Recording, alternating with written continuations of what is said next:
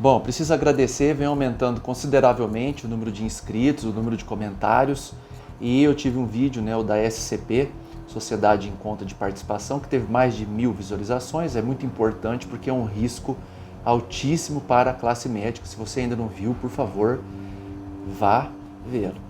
Indique também um canal para um amigo, uma amiga médica, porque o conteúdo é muito importante para o desenvolvimento da profissão, para ter paz no exercício da medicina. E hoje nós vamos falar de Prolabore.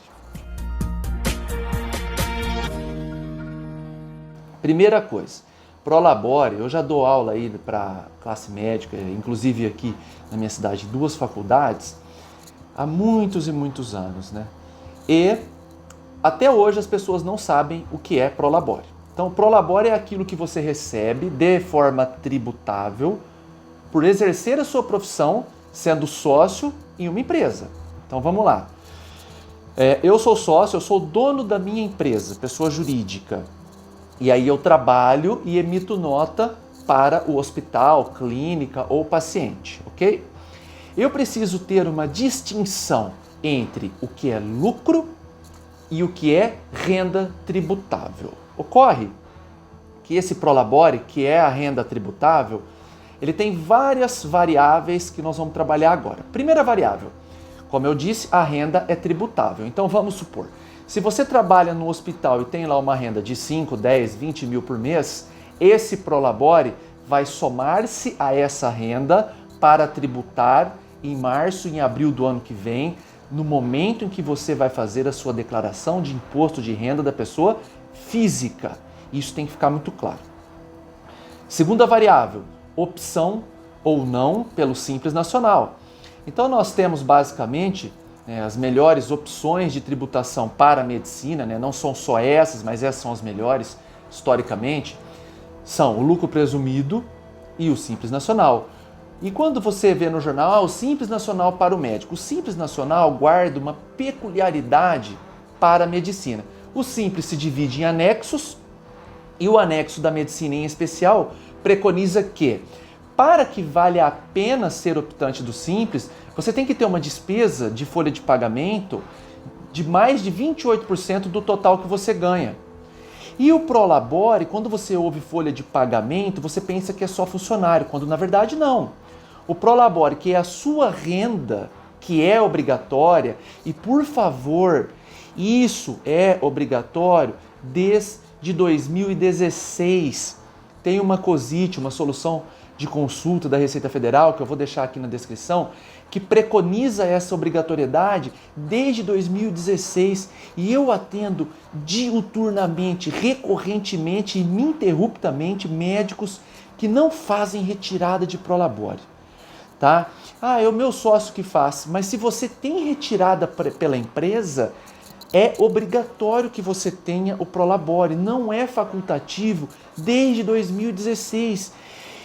Eu faço consultoria nível Brasil para médicos, Meu escritório de contabilidade é em São José do Rio Preto. Eu sou advogado de formação, também sou contador de formação. E eu vejo processos dessa ordem gravíssimos. Por quê? Porque quando você não paga o Prolabore, você não paga o imposto de renda do Prolabore, não recebe o Prolabore, melhor dizendo, e o INSS. Então nós estamos falando de processos duplos de ordem federal. 27,5% de imposto de renda e o Prolabore que fica na casa dos 31%, 20% da parte da empresa e 11% da sua aposentadoria.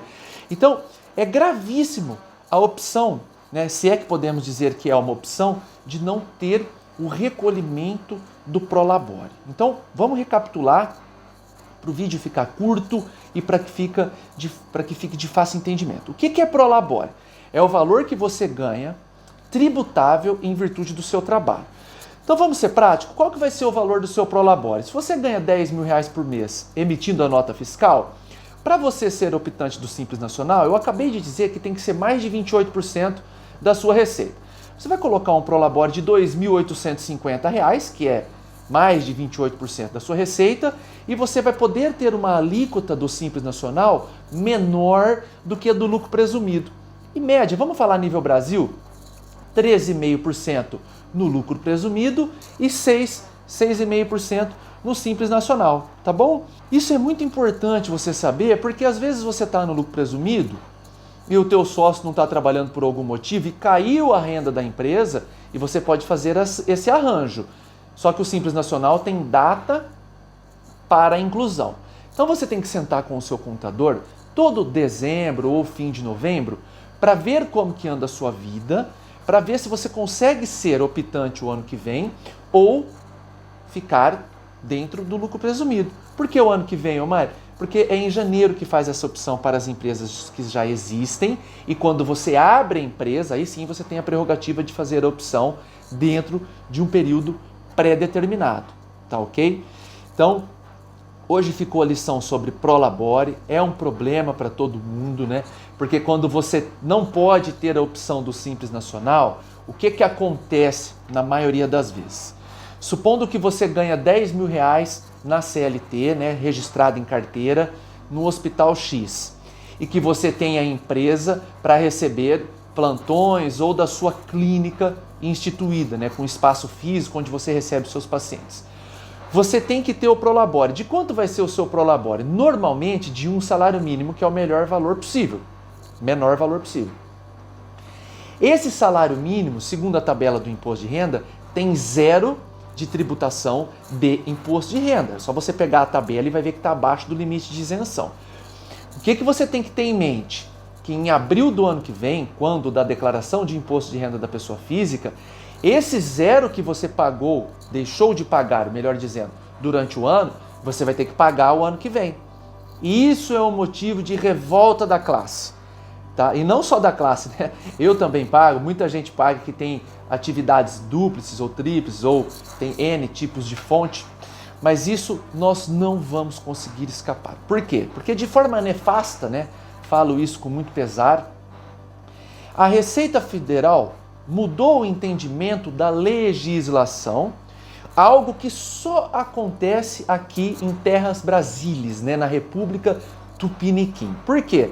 Porque para que isso ocorra em um país sério, tem que ter uma alteração do ordenamento jurídico. Eu estou falando de uma lei que tramita no Congresso, com casa iniciadora e casa revisora, né? Câmara e Senado, ou Senado e Câmara, com Câmara Federal, e a sanção ou veto presidencial. Então nós temos todo um processo constitucional legislativo que foi totalmente esquecido, né? Relegado pela Receita Federal, que mudou o entendimento de 2016 para cá e até hoje tem médico, contador, advogado, engenheiro, arquiteto que não sabem e que estão correndo risco altíssimo de fiscalização e processo de ordem tributária.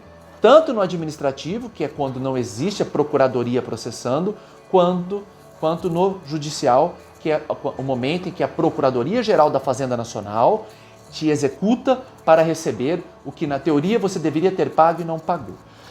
Então perceba que é um risco que você corre totalmente desconhecido de muitas classes, né, médicas, que eu falo isso porque a gente tem que dividir, o Brasil é continental e tem muita gente que tem acesso à informação de qualidade, com assessoria, com consultoria e com um amparo, e tem muita gente que não tem esse acesso. Então, finalizo deixando aí os contatos que vocês tiverem dúvida, fiquem à vontade, debatam aí nos comentários que eu estou sempre participando. E é muito importante fazer veicular esse vídeo, porque é uma informação demasiadamente relevante e que enseja riscos altíssimos para a classe médica em especial. Se você gostou dessa live, desse vídeo, por favor, indique um amigo ou uma amiga para que façamos aí o nosso papel de comentar e instruir de forma edificante e protecionista. Até mais!